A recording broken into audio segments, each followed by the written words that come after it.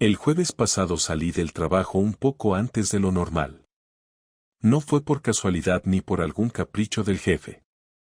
Me había dolido la cabeza desde la mañana y, siendo sincero, solo quería llegar a casa, tirarme en el sofá y cenar algo caliente. Aparqué frente al bar de siempre, el Bar Miguel, justo al lado del parque. No porque quisiera tomar algo, sino porque necesitaba comprar pan en la panadería de al lado. Mientras esperaba que saliera el dichoso horno, me pedí una caña rápida. Y fue desde la terraza donde lo vi. El coche. Nuestro coche. Pancit León gris que tenía un bollo en el parachoques trasero desde el verano pasado. No había forma de confundirlo. Lo curioso no era que estuviera allí. Lo curioso era que Laura, mi mujer, me había dicho que iba a pasar la tarde con su madre en Elche. Y ahí estaba ese coche. Aparcado frente a un hotel. Hotel Pineda. Un sitio de esos con fachada antigua y habitaciones por horas. No supe qué hacer. Me quedé inmóvil, con la caña en la mano y la boca medio abierta. Me entró una especie de sudor frío por la espalda, como si mi cuerpo supiera algo que mi cabeza todavía no quería aceptar. El camarero, que me conoce de años, me soltó. ¿Ese no es tu coche, Laura? El que siempre aparcas aquí cuando vienes con ella, ¿no? Asentí. Ni siquiera me salían las palabras. Y entonces lo vi. A él. Alto, con camisa blanca, saliendo por la puerta giratoria del hotel.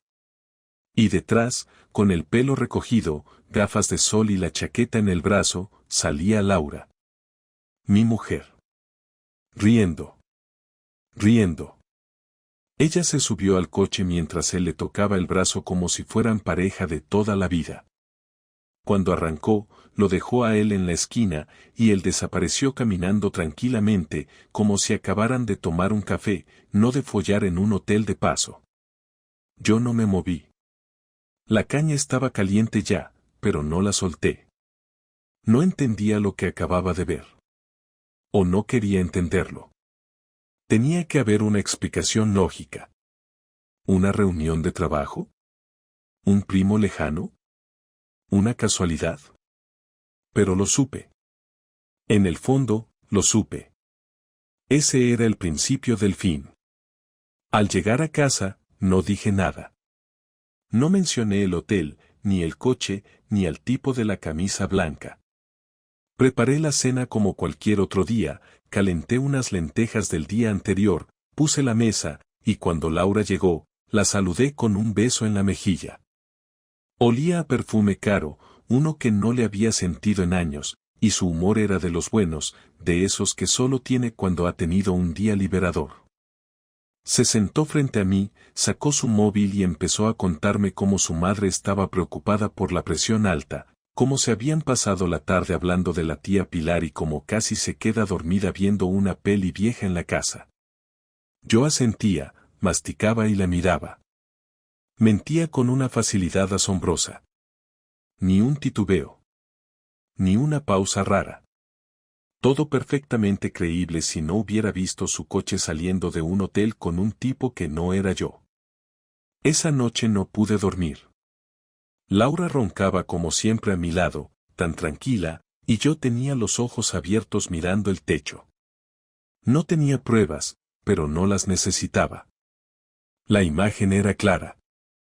Lo que me comía la cabeza no era solo el hecho de que me engañara, sino el cómo había conseguido hacerlo tan bien, tan limpio, tan organizado. Tenía toda una historia de respaldo, cada detalle cubierto. ¿Cuántas veces lo habría hecho? ¿Desde cuándo estaba pasando esto? No quería preguntármelo, pero las preguntas llegaban solas. Pensé en revisar su móvil, pero sabía que no iba a encontrar nada. No era estúpida. Y además, no quería ser el tipo que hurgaba en el teléfono de su mujer a las 2 de la mañana. Me levanté, fui a la cocina, me serví un vaso de leche fría y me senté en la mesa sin saber qué hacer con las manos. La ira no llegó de golpe. Fue como una presión lenta en el pecho. Un dolor que se convertía en otra cosa. Al día siguiente, seguí la rutina normal. Trabajo, recados, comida con mis compañeros, vuelta a casa. Nada de escenas, nada de preguntas. Decidí que si quería saber la verdad, tenía que verla de frente, no interpretarla. Así que el sábado siguiente, cuando Laura dijo que saldría a hacer unas compras por el centro, esperé unos minutos, cogí mi chaqueta y salí tras ella. Sabía que si estaba viendo a alguien, tendría un patrón, un sitio, una rutina. No iba a inventarse cada vez una historia diferente. No era necesario si el otro colaboraba. La seguí en el coche, manteniendo distancia, bajando la música, apagando las notificaciones del móvil, sin pensar demasiado. No fue al centro. Tomó dirección contraria, hacia la zona del puerto, donde están los hoteles más baratos y los bares que abren todo el día. Aparcó cerca del Hotel Brisa, uno de esos que parecen normales por fuera pero que tienen cortinas negras en todas las ventanas. Lo vi salir. El mismo tipo. Camisa ajustada, gafas de sol, una bolsa de deporte colgada al hombro. Se saludaron con 2 besos, como si fueran amigos que se encuentran de casualidad, y entraron al hotel caminando separados, con unos segundos de diferencia. Parecía algo ensayado. No me bajé del coche. No me moví. Solo me quedé allí, mirando la puerta como si fuera un agujero negro. Estuvieron dentro 1 hora y media. Salieron igual que entraron. Ella fue la primera, caminando rápido, mirando el móvil. Él salió después, encendiendo un cigarro. Ella se fue directo a su coche y arrancó. Él se metió en un portal a unos metros. No me importaba quién era él. Me importaba lo que ella acababa de hacer. El resto del día lo pasé en automático. Le dije que había ido a tomar algo con un amigo del trabajo. Me preguntó si quería ver una peli, y le dije que no, que me dolía la cabeza. Me dijo que me notaba raro. Le dije que era por el calor. Sonrió, se duchó, se puso su pijama de algodón y se acostó como si nada. Durante los siguientes días empecé a atar cabos. Las veces que salía sin motivo. Las reuniones que surgían de la nada. Las escapadas cortas de fin de semana con sus amigas. Incluso el viaje a Madrid el mes pasado por una formación laboral que nunca supe en qué consistía. Todo empezaba a tener otro color. Y la historia ya no era una suposición, era un mapa con líneas conectando eventos. El siguiente sábado hizo lo mismo. Dijo que iba a ver a su hermana, pero al rato ya estaba aparcando en el mismo sitio de la semana anterior. Yo fui más cerca esta vez, me bajé del coche, me puse una gorra, gafas y me quedé en la acera de enfrente, mirando desde una tienda de ropa cerrada. Ella entró primero. Él llegó después. Lo grabé. Solo unos segundos. La entrada. El gesto con el que ella le cogía del brazo mientras entraban. No necesitaba más. Ya no era una teoría. Lo que me costaba digerir no era la traición.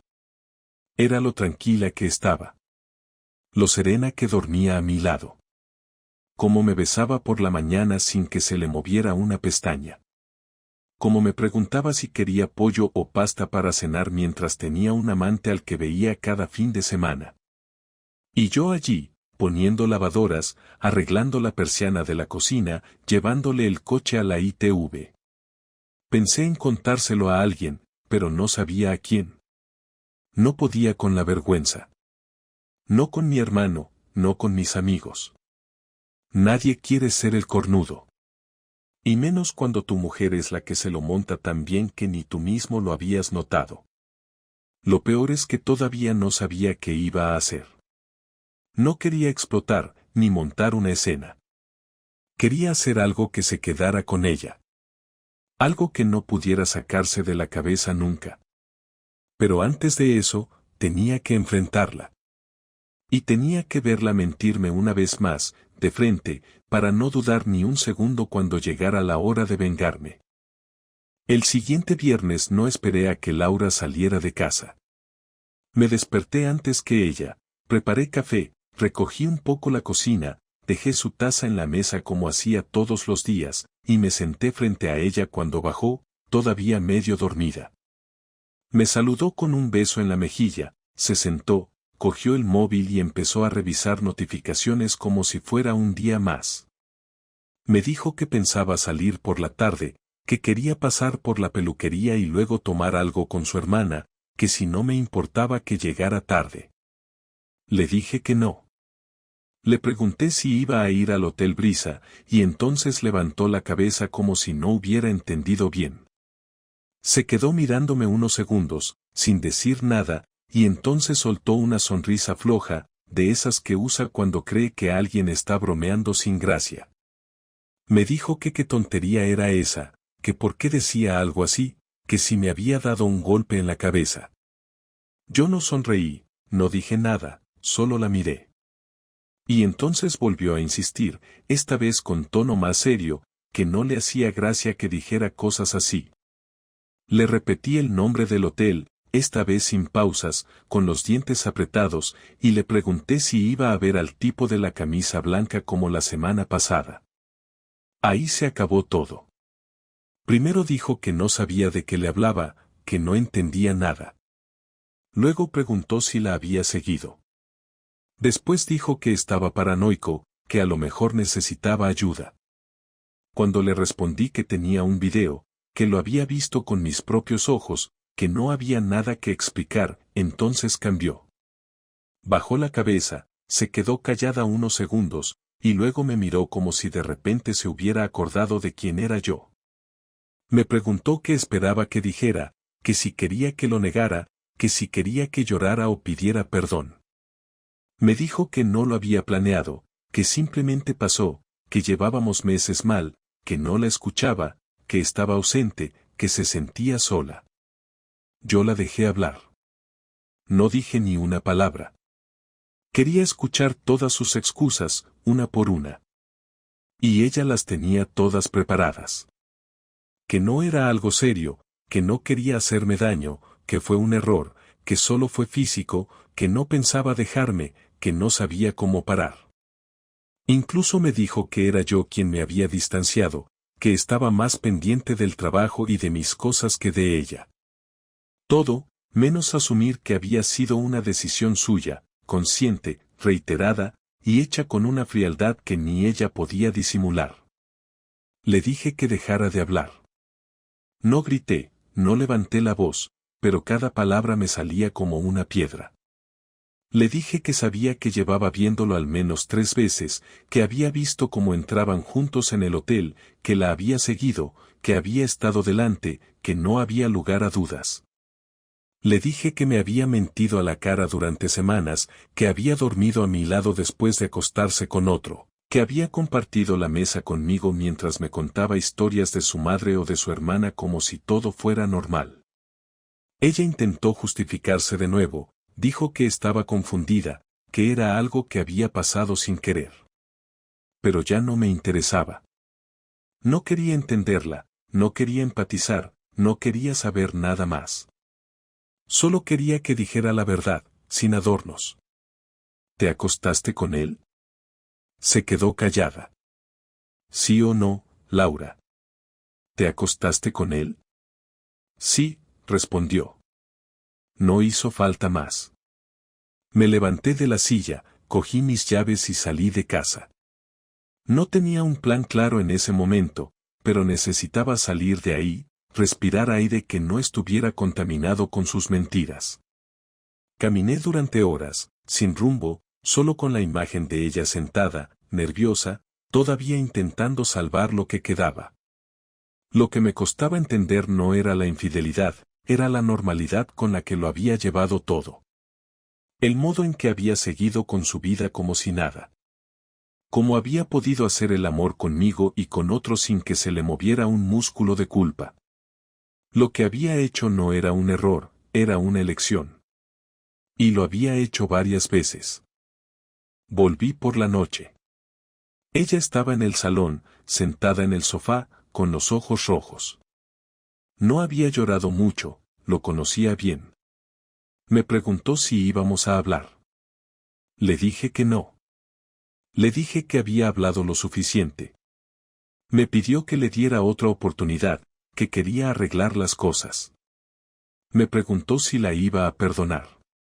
Le respondí que eso no existía, que no se trataba de perdón, que lo que había roto no era una promesa, era el suelo sobre el que caminábamos.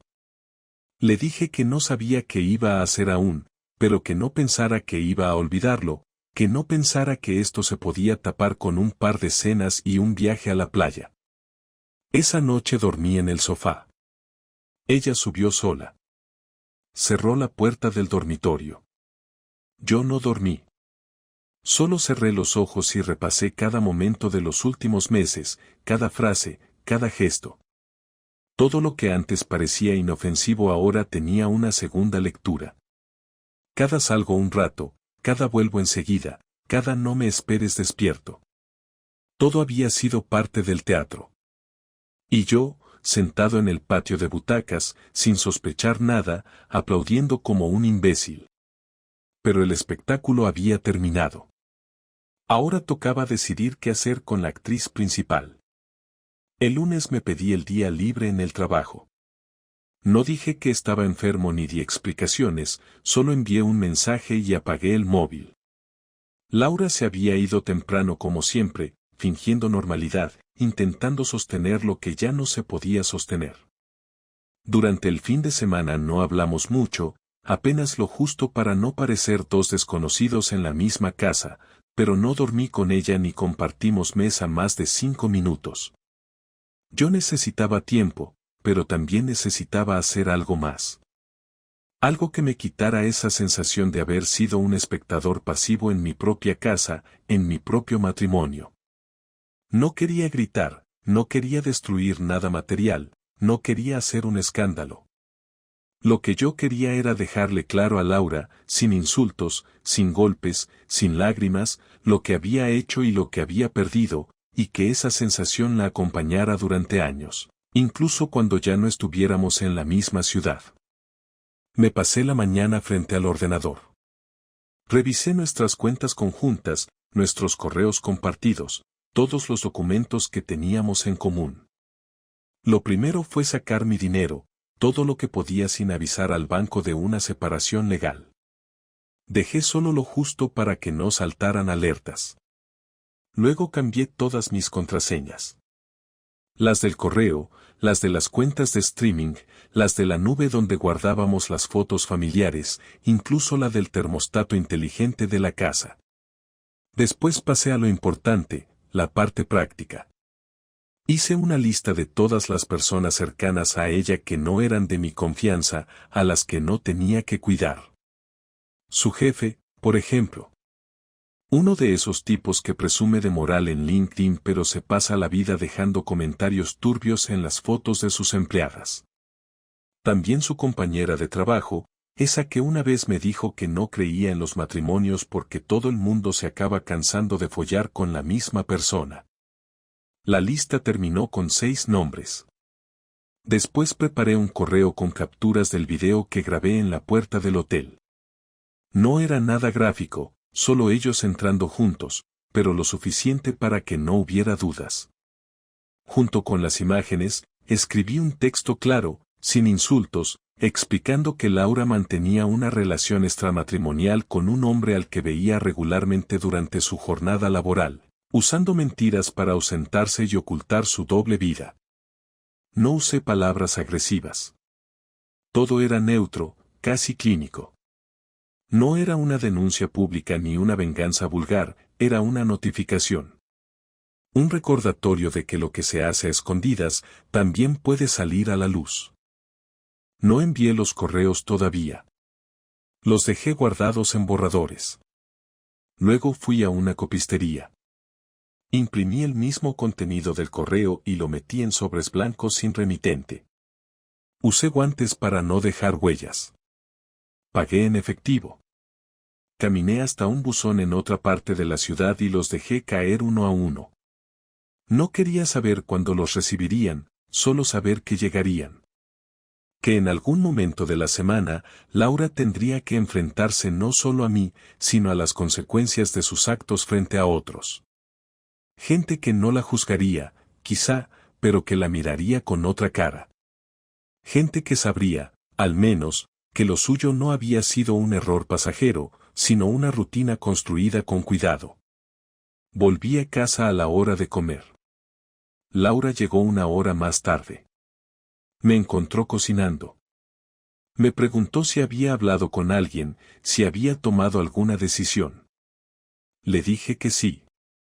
Que ya había empezado a cerrar asuntos. Que ya no me interesaba discutir, ni llorar, ni preguntar más. Que había pasado de víctima a ejecutor.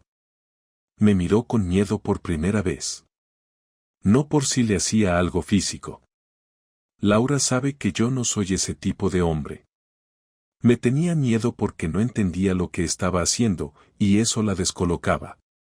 Me preguntó si estaba planeando vengarme. Le dije que no. Que ya lo había hecho. ¿Qué hiciste? No te lo voy a contar. Lo descubrirás sola. Hoy, mañana o la semana que viene. Pero lo vas a saber. Intentó seguir preguntando. Se puso nerviosa. Me dijo que eso era una locura, que yo no era así. Le respondí que ya no sabía quién era yo. Que ella misma me había cambiado. Me dijo que eso no justificaba nada. Que yo también estaba actuando por rabia. Le respondí que sí, claro, que por supuesto que estaba enfadado. Pero que mi rabia no había implicado meterme en la cama de otra persona mientras fingía una vida en pareja. Pasó el resto de la tarde encerrada en el dormitorio, mandando mensajes, supongo, intentando saber si alguien había recibido algo. Yo salí al balcón a tomar una cerveza. Encendí un cigarro, aunque no fumo, y estuve ahí una hora, sin pensar demasiado. No me sentía mejor. No estaba feliz. Pero estaba más tranquilo. Había hecho algo. No me quedé cruzado de brazos. No me tragué el veneno. Se lo devolví en una dosis justa. Sin hacer ruido. Sin romper nada. Solo dándole la oportunidad de saborear, aunque fuera un poco, la incomodidad de vivir una mentira frente a ojos que ya no la creían. Esa noche dormimos en camas separadas. No porque lo acordáramos, sino porque no había otra opción. Ella no quiso ni cenar. Al día siguiente, no me dijo nada. Pero su móvil no paraba de sonar desde que se levantó. A mediodía, salió de casa sin decir a dónde iba. No la seguí. Ya no me importaba. Lo que necesitaba ahora era decidir qué hacer con el resto de la historia. Si quería seguir viviendo allí o no. Si quería divorciarme de inmediato o dejarla pudrirse un poco más en la incertidumbre. Pero eso lo decidiría con calma. Por ahora, me bastaba con saber que la herida ya no era solo mía. Pasaron 4 días desde que envié los sobres. 4 días en los que apenas cruzamos palabra, salvo lo mínimo para evitar el silencio absoluto. Laura iba y venía como si estuviera en piloto automático, pero sus ojos no eran los mismos. No preguntó más, no insistió, no buscó conversación. Sabía que algo se estaba moviendo fuera de nuestro control, y cada notificación en su móvil la hacía girar la cabeza como si esperara una explosión. No me molesté en preguntar si alguien la había enfrentado. No me interesaba. Si algo me enseñó todo esto es que la dignidad no se recupera haciendo preguntas. Yo ya había recibido todas las respuestas que necesitaba. Solo quedaba cerrar el capítulo, no por ella, sino por mí. El jueves por la noche, cuando volvió del trabajo y dejó las llaves en la entrada, le dije que se sentara en el comedor. No lo pedí, lo ordené. Y ella obedeció sin decir nada. Me senté frente a ella, saqué unos papeles y los dejé sobre la mesa. Eran las copias de los documentos que había empezado a preparar: separación de bienes, cambio de titularidad del coche, cancelación de cuentas conjuntas. Todo en borrador, todo listo para que ella los leyera. No había hablado aún con abogados ni iniciado nada oficial. Quería que la decisión final saliera de una conversación, no de una venganza. Ella los miró en silencio, y después levantó la vista, esperando que dijera algo más. No quiero seguir así, empecé. No quiero vivir con alguien que me miente a la cara, que comparte cama conmigo mientras tiene a otro hombre esperándola en un hotel. No quiero vivir en una casa donde cada gesto tuyo me obligue a dudar si es real o parte de otro teatro. No sé si tú quieres seguir, pero yo no puedo. No, Miseo. Ella respiró hondo, como si estuviera ensayando una respuesta, pero se quedó callada. Entonces habló. No me voy a justificar más. Lo que hice estuvo mal, lo sé. Pero no pasó por casualidad. Llevábamos años mal y tú no querías verlo. Yo no me fui de la relación de golpe. Me fui poco a poco, y cuando me di cuenta, ya estaba muy lejos. No me enamoré de otro, solo me cansé de estar sola mientras tú vivías tu vida como si yo no estuviera. Y no lo digo para darte pena ni para limpiar lo que hice. Lo hice porque me sentía olvidada, y ya está. La escuché, pero no asentí. Me costaba saber si sus palabras eran una confesión honesta o simplemente una forma elegante de ponerme parte de la culpa. Yo también había pensado durante días en que había hecho mal. ¿En qué momentos me había desconectado? ¿En qué etapas del matrimonio bajé la guardia? Pero aunque aceptara mis fallos, no podía tolerar que los suyos se pusieran a la misma altura. Engañar es una decisión. Acostarte con otro mientras haces planes conmigo es una decisión. No hay explicación que lo vuelva comprensible. Puede que tengas razón, dije. Puede que hayas sido distante. Puede que me haya acomodado. Pero eso no justifica que hicieras lo que hiciste. Si querías irte, podías habértelo dicho a la cara. Podías haberme dejado. Pero no lo hiciste. Elegiste mentirme. Repetidas veces. Y no porque estabas lejos emocionalmente, sino porque te convenía. Porque querías las dos cosas. Y eso no te convierte en alguien confundida. Te convierte en alguien egoísta. Ella no respondió. Agachó la mirada y se frotó las manos como si le dolieran. ¿Qué quieres hacer, Laura? ¿Quieres que intentemos salvar esto? ¿O prefieres que cada vez que me toques yo me acuerde de ese hotel y ese imbécil con camisa blanca? No quiero seguir contigo solo para vivir en culpa, dijo. No quiero que me odies todos los días. No te odio, contesté. Pero ya no te quiero como antes. Y no creo que eso se recupere. No conmigo. Yo no puedo fingir que no ha pasado nada. No puedo hacer como si esto fuera una crisis más. No es una pelea. No es un malentendido. Es una traición. Y eso no lo arreglo con terapia ni con cenas románticas. Hubo un silencio largo. Ella miró los papeles otra vez. Los tocó, como si necesitara comprobar que eran reales. ¿Quieres que firme ahora? No. Quiero que pienses bien si quieres una separación limpia o una guerra. Porque si decides complicarlo, también puedo hacerlo yo. Tengo pruebas, fechas, grabaciones. Pero preferiría que no lleguemos a eso. No quiero destruirte. No me hace falta. Ya lo hiciste tú sola. Quiero una salida tranquila, dijo finalmente. No quiero pelear más. Entonces hagámoslo así. Cada uno por su lado. Tú con tus cosas, yo con las mías. Sin insultos. Sin más mentiras. ¿Y el piso? Podemos venderlo o acordar que uno se quede con él. Pero no quiero seguir viviendo aquí. Me da asco levantarme y ver el mismo pasillo por el que pasabas para irte a acostarte con otro. Asintió. No discutió. No pidió quedarse. No preguntó por segunda oportunidad. Solo aceptó. Esa fue la última conversación importante que tuvimos. A partir de ahí, todo se volvió mecánico. Trámites, firmas, división de objetos, cancelación de seguros.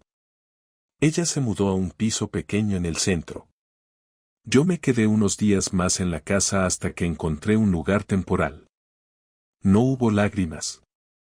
No hubo abrazos. Solo un adiós seco el día que cruzó la puerta por última vez. No me miró. No lo necesitaba. Yo ya había dejado de existir para ella. Y ella, para mí. Después de que Laura se fue, los primeros días en casa fueron extraños, no porque la extrañara, sino porque todo estaba impregnado de una rutina que ya no tenía sentido. Me despertaba y seguía caminando hacia la cafetera esperando ver su taza en el mismo sitio, abría el armario del baño y su cepillo seguía ahí, como si se le hubiera olvidado, como si aún no se hubiera ido del todo. La cama estaba hecha solo de un lado, el sofá seguía teniendo una manta doblada que ella usaba para ver la tele y la cocina todavía guardaba algunos de sus tés sin cafeína que jamás supe por qué compraba. No me molesté en tirar nada de inmediato. No por apego, sino porque estaba cansado. No de ella. De todo. De tener que pensar, de tener que decidir qué guardar y qué no. Dejé pasar los días sin hablar con casi nadie. Mi hermano me escribió 2 veces, preguntando si me pasaba algo, y le respondí con evasivas. Un compañero de trabajo me preguntó si todo iba bien en casa porque notaba que estaba más callado de lo habitual, y le dije que tenía mucho en qué pensar. No tenía ganas de explicar nada. No me sentía listo para decir en voz alta que mi matrimonio había terminado. Decirlo lo haría real, y aunque ya lo era, pronunciarlo me parecía inútil. No buscaba comprensión ni consuelo. No lo necesitaba. Una semana después empecé a vaciar la casa.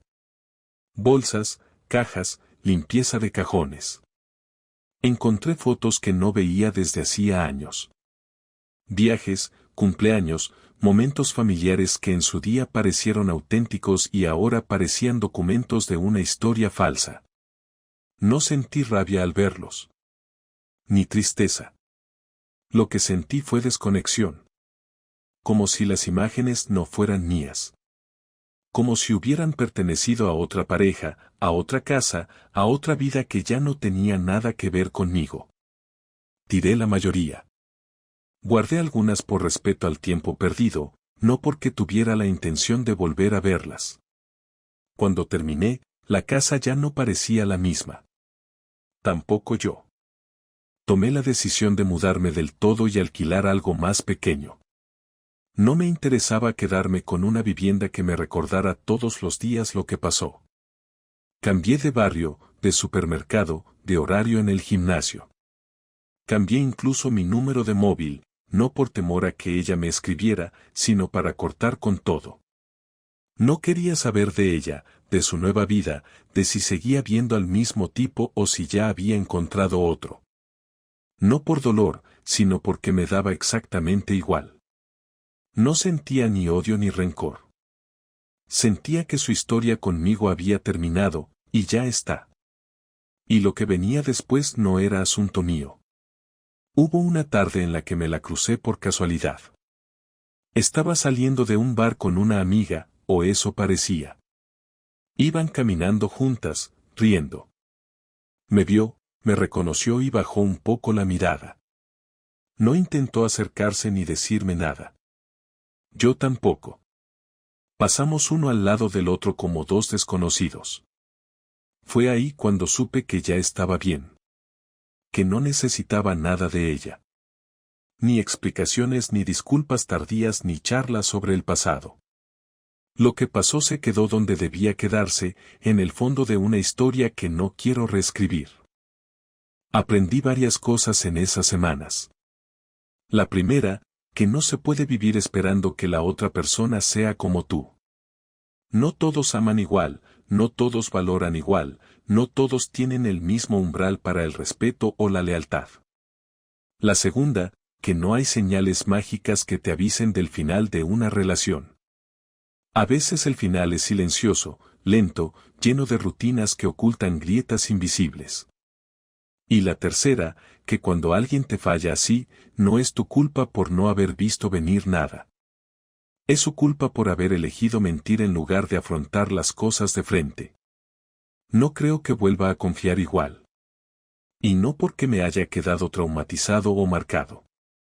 Simplemente, ahora soy más consciente de que todo puede desmoronarse sin aviso, incluso cuando crees que todo está estable. Pero tampoco me volví cínico. No odio el amor, ni creo que todas las personas sean iguales. Solo sé que la próxima vez, si llega, no voy a entregarlo todo sin mirar bien lo que recibo. Me lo debo. A veces me preguntan si volvería con ella si me lo pidiera. La respuesta es no. No porque me haya hecho daño, sino porque una vez que una persona te demuestra que es capaz de traicionarte y mentirte durante meses, ya no hay nada que reconstruir. El respeto no se recompone con tiempo ni con promesas. Si se rompe, se rompe. Y eso es lo que más le dolió, estoy seguro. Que no hiciera escándalos, que no rogara, que no la insultara. Que simplemente me fuera. Ahora tengo otra rutina. Otra casa, otro ritmo. A veces me siento solo, pero es una soledad tranquila. Una soledad que no duele, que no pesa. Es la soledad de saber que elegí no aguantar lo inaceptable. Que no me quedé por costumbre ni por miedo. Que me fui porque tenía que irme. Porque quedarse hubiera sido traicionarme a mí mismo. Y eso sí que no lo iba a permitir. No otra vez.